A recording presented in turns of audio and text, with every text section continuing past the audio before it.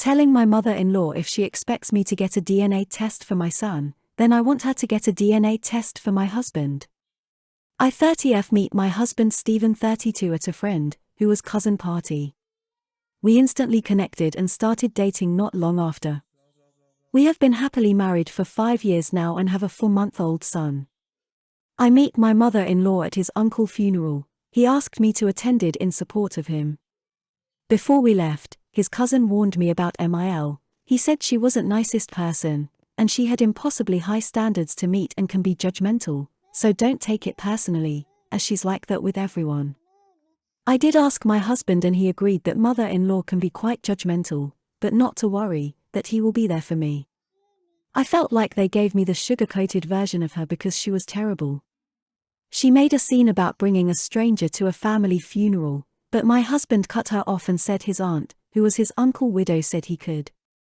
She spent the rest of the funeral giving me nasty looks and making passive-aggressive comments. She made a scene at our wedding, but that's a different story on its own. But after minimal contact with mother-in-law, my husband eventually got around to telling her that I was pregnant. I expected her to be angry and have a go at him. But she surprised us both and was the complete opposite. She was excited about being a grandmother. She was congratulating us. Her attitude did a complete turn and I grudgingly allowed her to visit. When it was time to give birth to my son, she wanted to see my son being born, but I refused. That's when her ugly side reared its head again and she caused a scene and was thrown out. I refused to let her visit us at home. My husband agreed. But she ran crying and apologizing. She said she was just overwhelmed about being a grandmother and her emotions got the better of her. Against my better judgment, I relented and said okay. When she first told him, she looked at me and said he was beautiful. I went into the kitchen to get us a drink and then I could hear my husband telling her to get out. I went back in. She started yelling he needed to get baby tested because he doesn't look like anyone in their family. He kicked her out. She took to SM and told everyone that I cheated on my husband and that my husband needs to get a DNA test to prove he was the dad. She got a lot of attention for that. So I made my own post and said I'll get a test when she gets test for her son. That just made everything worse. She rang my husband up telling him to take it down. He just hung up on her. Everyone divided and questioning my husband's paternity since she had such a strong reaction to it. Now even my husband is starting to wonder and making me feel I went too far. Comment 1. NTA. She doesn't sound stable at all, and I would be worried about what she would do around the child. Even if she was just another weirdly incestuous boy mom, that mood swing, going from one extreme to another, in a blink of an eye, goes beyond arsehole into dangerous territory. Also, her demanding to see the birth and immediately taking to social media also indicates she has no concept of boundaries. To have someone like that around your child, even if she doesn't do anything drastic, could be very damaging. Also, if she wants to make her delusions public, she can handle your public response. If you don't want a witch hunt, don't make a pyre. Comment 2. NTA. Maybe not the nicest way to handle, but when you deal with shit, your hands are bound to get dirty. Keep holding your ground and just tell her to stop spouting lies about you on SM, or you will continue to embarrass her on your own account, and she can face the consequences of her own actions. Comment 3. NTA. But don't get involved in her drama, she is clearly very mentally ill. I would just say to people that it's sad that your Mil is very mentally unwell with strange destructive fantasies against your husband and his new family, and as she is not seeking treatment, he has decided to go no contact and she's not allowed near you or his baby. I would just leave it at that. But also don't let her near your kid, she will only be a damaging force to him.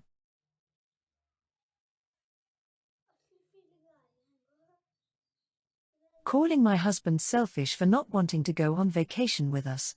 Background: I, 37F, and husband, 37M, have been married for 10 years and have 3 children. Every summer, my family takes a vacation to the beach. I'm not a huge beach fan, but our kids love it, plus my mom pays for me and my siblings and our families, so it's almost a free trip. excluding travel there, which usually isn't a huge cost. Some years only some of my family makes it, but a few years ago my entire family, 50 plus people, went as a last trip with my grandma. Husband hates the beach, but reluctantly went with us. His behavior was horrendous. He wouldn't leave the condo, bailed on previously booked activities that made the cost go up for others, and didn't help at all with our kids. It was basically like he wasn't there, and when he was complaining the whole time. I was so embarrassed. My whole family gave me the pitying stares the whole time and tried to help me as best they could, but it was just a miserable time. Our daughters begged him to play on the beach with them and he just wouldn't engage at all. Since then, he hasn't accompanied us back. In fact, he will only go on vacations with us if it is a place of his choosing, which is usually hiking. Don't get me wrong, I like to hike, but I'd also like to do other things. And so would the kids. Now on to the part where I called him selfish. We are now planning our trip for this summer to the beach, and once again, he says he will not go. The kids are devastated again, because they want him to go so they can swim together and build sandcastles together. He says he just hates the beach and there's no changing his mind. I got frustrated and called him selfish because he never wants to do anything that the kids enjoy. He said I was being a jerk and there's nothing I can do that will make him like the beach. I told him it's not about liking the beach, it's about spending time with his family. He says we could skip it and go hiking instead if we want to spend time together. So I said we won't be going on any more of his vacations. Now I feel guilty, since that was the one thing he would do with us. Edit: I'm not going to deny my kids the yearly beach vacation. They look forward to it all year long. But they are quite literally the only ones there without their dad present, and they've noticed. My whole extended family does not go every year. We don't spend the entire time together. There is plenty of downtime and time to be alone. I have suggested new places before and been vetoed. His family has also wanted to do a beach trip, they love the beach, but he refuses. Also, he has no trauma. He just hates the heat and sand and says it's boring. Comment 1. NTA. Is he 5? The point of the trip is to make memories and it's going to happen whether he likes it or not. Unfortunately for him, he is nailing in the memory for his kids as they grow up that he does not value them and actually doesn't really consider family time important if it doesn't involve something he directly chose. Kids will remember who was there and built those memories. I agree he's being selfish, but I'd also take on a whiny child. I also don't enjoy the beach, but my family also has a similar trip and I just man the items while everyone swims.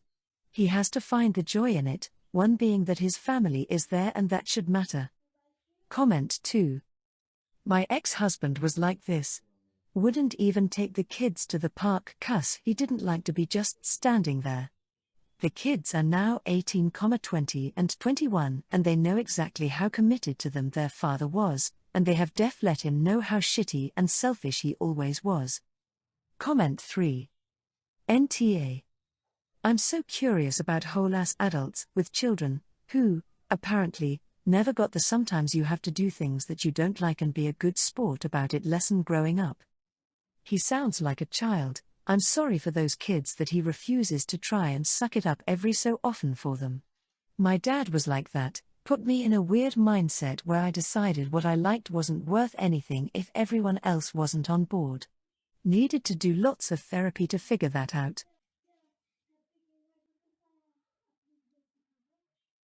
Not attending my best friend's wedding after an argument even though she was in my wedding. Me and my friend Jess have been friends since the 9th grade and we're currently in our early 30s. She was the maid of honor at my wedding years ago and it was just expected that I do the same when the time came for her. She got engaged a few years ago. She always had a date she wanted to get married on, but it kept on being pushed back, but finally everything was set for December 2023. I was pregnant but was expected to be 8+ months postpartum, so it wouldn't be an issue. In December 2022, my family and I got into a crash, which resulted in my little sister's death and in me losing the pregnancy. I still had every plan of being in the wedding and helping out as much as I could, but being honest, the wedding was no longer a priority in my mind. I was excused from missing all of the earlier events and planning, but as we got closer to the wedding, my friend's patience slowly ran thin. Prior to accident, I had offered to pay for and basically deal with the venue. Post-accident, I was still paying, but I told her to have someone handle it because I wouldn't be able to give it my all. But she insisted I do it. I stood my ground and she started calling me a bad friend. Saying that I didn't care about her and that I was being selfish. She brought up everything she did for me and how she's disappointed in how shitty I was being. I tried to explain my side to her, but she wasn't having it, and she ended up saying that if I wasn't helping with the wedding, that I wasn't welcome to the wedding anymore. We left it at that. I knew she still wanted me at the wedding, but she wouldn't ask again. Originally I had planned to apologize and just go anyway, but last minute I decided to just respect her words and not go. The wedding was 3 weeks ago and I did not attend. It was all over social media and I checked friends' post and story throughout the night. When I woke up the next day, I tried looking at Jess' post and all her social media was gone. She had blocked me, and several other mutual friends blocked me as well. Turns out Jess was upset I wasn't there, and after the wedding took to social media to basically bash me. Now a lot of people have blocked me and some have been saying crap about me for not attending the wedding. Comment 1. NTA. Her joy does not trump your grief. A year before her wedding, you had been in a crash which resulted in your sister's death and the termination of your pregnancy. At that moment, an understanding friend would simply have given you a pass and gotten someone else to pick up the slack. Her uninviting you was completely uncalled for. Your ex-friend comes off as entitled and not very empathetic. Comment 2. NTA. For a moment. I am so sorry for your losses, this must be extremely difficult for you. But to the point, she bloody uninvited you. That means you don't go, that's what uninvited means. Never mind how cruel she was guilting you into doing things just because, and ignoring your loss and grief. She is the world-class a-hole, best to ignore her unless she seriously apologizes. Weddings do not trump everything else, no matter what the bride believes. Comment 3. NTA. And she isn't your best friend. It's okay for her to be disappointed, but you have had a lot of grief to deal with. A true friend would cut you some slack and recruit other friends to help out and let you gauge how much you could reasonably participate in her wedding. And talking crap about you to others after the event so they would block you is something a child does.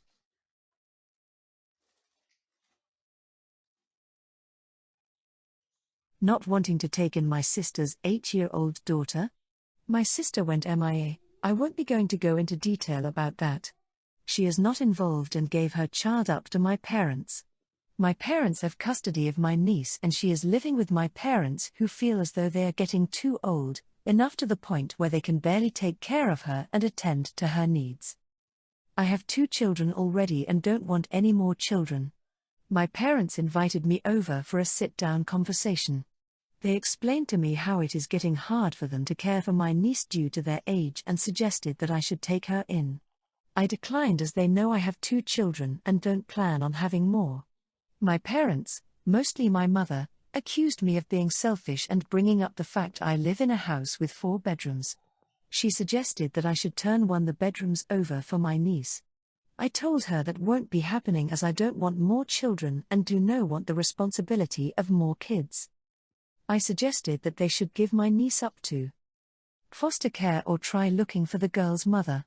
My dad agreed to making the search for her mother the first priority, and if that didn't go well they would then consider putting the child into foster care.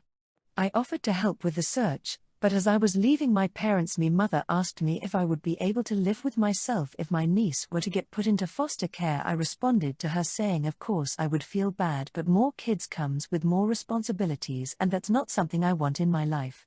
She proceeded to call me a selfish a-hole before walking away. I shrugged it off. Comment 1. All you're going to get here are people's personal opinions based on what they would do in your situation. I would take my niece in. My husband and I have 3 children and 7 nieces and nephews, and we would take all 7 in that situation because we love them. If you don't love this poor little girl, then she's probably better off not living with you, but the thought of her going into foster care is pretty horrific. She's been abandoned by her mother and now she's about to be abandoned by your parents and rejected by you. Does no one love this poor child? Extended family? Friends? Surely someone cares about her. This is heartbreaking. Comment 2.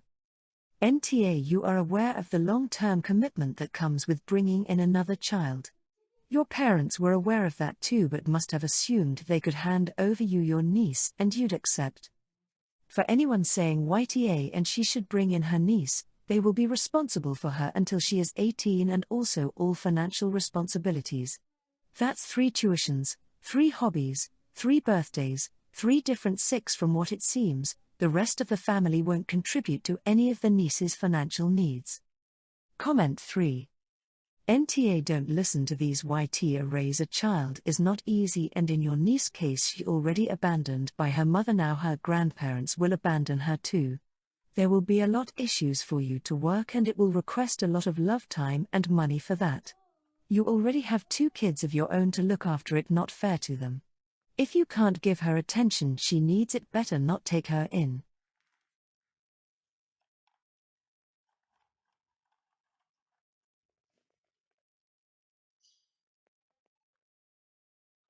Not telling my daughter she won't be a famous dancer? My daughter is 10 and loves to dance. She's danced since she was small, but this last year or so it's been her life.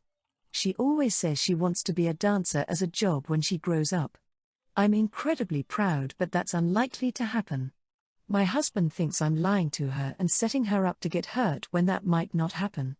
She's just a little girl having fun to me and I'm not going to ruin her fun. She puts in a lot of work and it's not a waste even if it doesn't lead to more.